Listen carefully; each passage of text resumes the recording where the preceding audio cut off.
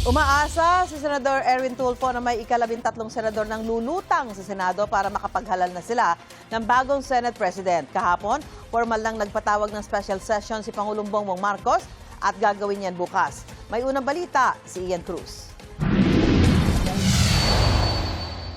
Nagsalita na po ang Pangulo. Get back to work.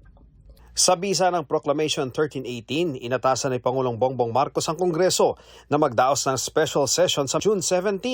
Para mapabilis ang aksyon sa mga panukalang batas na magpapatibay sa social protection, magpapalawak ng access sa edukasyon at healthcare, at magpapatuloy ang suporta sa mga kababayan nating mas nangangailangan.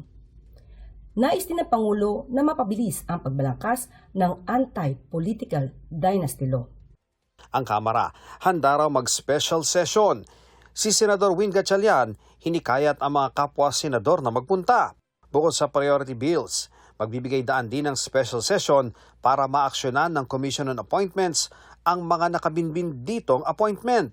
Pwede ring magluklok ng bagong Senate President na pwede lang gawin sa loob ng sesyon. Ayon sa Makabayan Block, alam naman ng lahat na higit sa kahit anong panukala, ang special session ay para talaga sa Senate leadership change.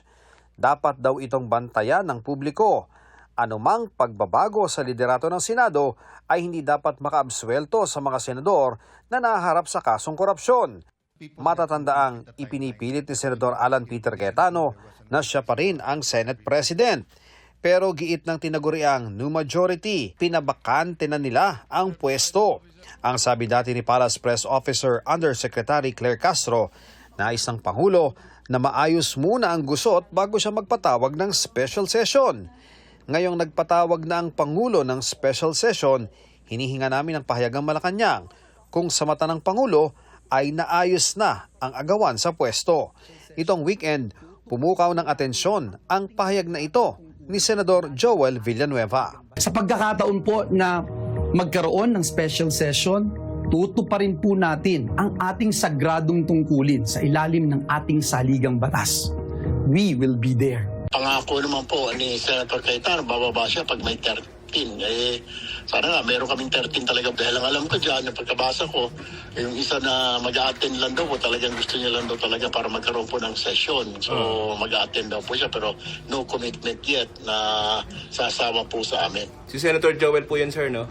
Opo. Hinihinga namin ng pahayag si Villanueva, gayon din si Senador Alan Peter Cayetano at kanyang mga kaalyado. Ito ang unang balita, Ian Cruz, GMA News.